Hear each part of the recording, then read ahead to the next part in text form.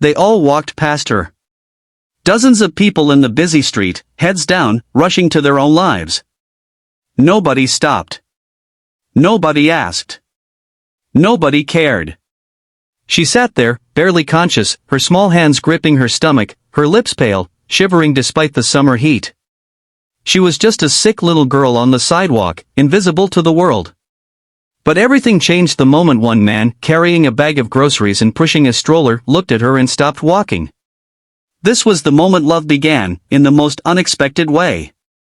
Before I take you into the heart of this story, please, if you believe kindness still exists in this world, hit the like button and subscribe to our channel so we can share more stories that remind people to never look away. His name was Daniel. A single father who had been through enough heartbreak to make a man bitter, but somehow, he wasn't. His wife had left him when their baby was just 6 months old, leaving him to raise little Emma alone. He knew what it felt like to be abandoned, to be treated as if your pain didn't matter. So, when he saw this little girl sitting there on the curb, he didn't hesitate. She was barely 10, her face too thin, her hair messy, and her breathing uneven. "Hey, sweetheart, are you okay?" he asked softly, kneeling down while Emma blinked curiously from her stroller.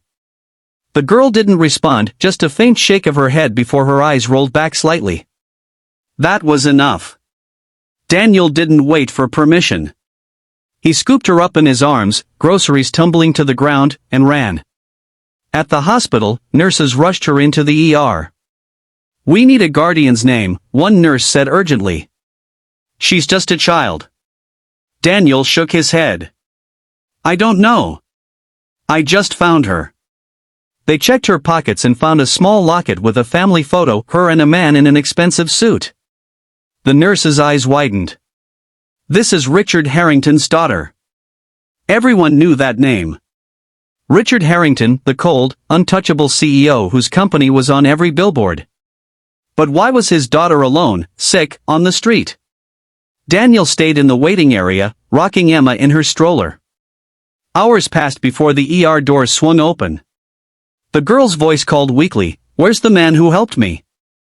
Daniel stood immediately. Her small hand reached for his. "Thank you," she whispered. It wasn't long before the truth came out. Her name was Lily Harrington. She had a rare heart condition. Her father was always too busy, traveling for meetings and conferences. Her mother had passed away years ago. The staff said she'd collapsed while trying to walk to the pharmacy alone to get her medicine, because no one had been there to help her. When Richard finally arrived, his suit perfect, his face stern, he barely acknowledged Daniel. "You can leave now," he said coldly. But Lily didn't let go of Daniel's hand. "He's my friend," she said firmly. Richard frowned, impatient. "We'll send you compensation for whatever trouble this caused." Daniel looked at him, anger flashing in his eyes. "She's not trouble. She's your daughter." Then he left, but not before promising Lily he'd visit. Days turned into weeks, and Daniel kept his word. Every afternoon, he and Emma would come to see Lily. They'd bring coloring books, tell stories, and laugh. For the first time in years, Lily felt what it was like to have a family that truly cared. One rainy evening, Daniel arrived to find Lily crying. Her father had cancelled his visit again. "He said he's busy," she murmured. Daniel knelt beside her. "Sometimes people forget what's important until it's too late. But you are important, Lily. To me. To Emma." She hugged him tightly, and for a moment, all the hurt she carried seemed lighter. Over time, Richard began to notice. The more Daniel came, the more Lily's condition improved, not just physically, but emotionally. Finally, one afternoon, Richard approached Daniel outside the hospital room. He looked tired, but softer. "I don't know how to do this," he admitted quietly. "Be a father." Daniel sighed. "You start by showing up. She doesn't care about your money. She just needs you." Richard took those words to heart. Slowly, he began visiting more often. Sometimes, awkwardly, he joined Daniel and Emma for board games or walks in the hospital garden. It wasn't perfect, but it was a start. Months later, Lily underwent a successful surgery. The day she was discharged, she insisted they all walk out together, hand in hand, Daniel, Emma, Richard, and her. Outside the hospital, Lily turned to Daniel and whispered, "You saved my life." Daniel smiled gently. "No, Lily. You reminded me why we're here, to care for each other." And that's the lesson, friends. You never know how much your smallest act of kindness can change someone's entire world. If this story touched your heart, don't just keep it to yourself, share it. Let's remind the world that love can come from the most unexpected places. Like this video, subscribe to our channel, and keep believing that kindness still matters, because it does. After Lily's surgery, there was a moment outside the hospital that none of them would ever forget. Rain clouds hung low, the air smelled of wet earth, and Lily's small fingers clutched both Daniel's and Richard's hands. She didn't say much at first, just looked up at them with those big, searching eyes, as if afraid it might all disappear. Then she spoke softly, "Can we all stay together for a while?" Richard glanced at Daniel, awkward, unsure. Daniel only nodded. Of course, Lily. That first family day was nothing extraordinary on paper, just a small cafe visit near the hospital. Emma sat in her high chair, banging a spoon happily, while Lily sipped hot chocolate topped with whipped cream. Daniel noticed how Richard kept glancing at his phone, but each time Lily laughed, he put it down.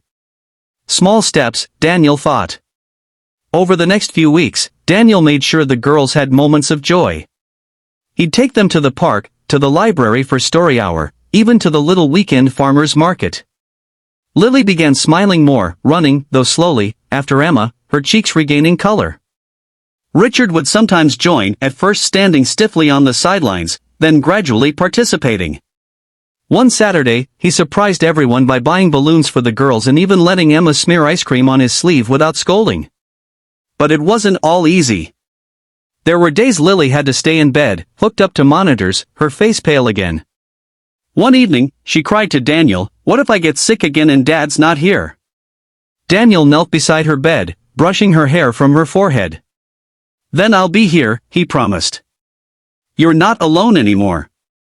Richard overheard that conversation from the doorway. That night, instead of leaving for another meeting, he stayed. He read Lily a bedtime story for the first time in years.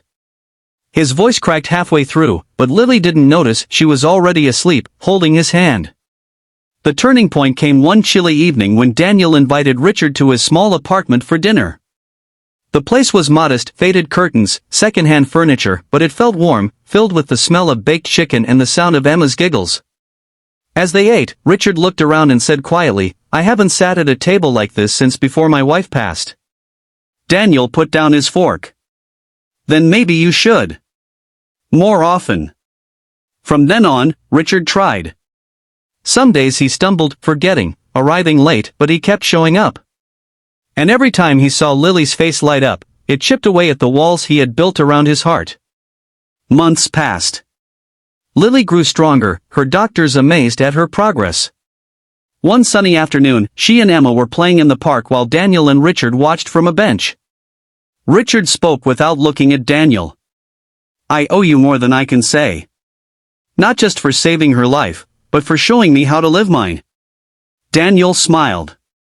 "It's not about owing. It's about caring. And you're doing it now. That's what matters."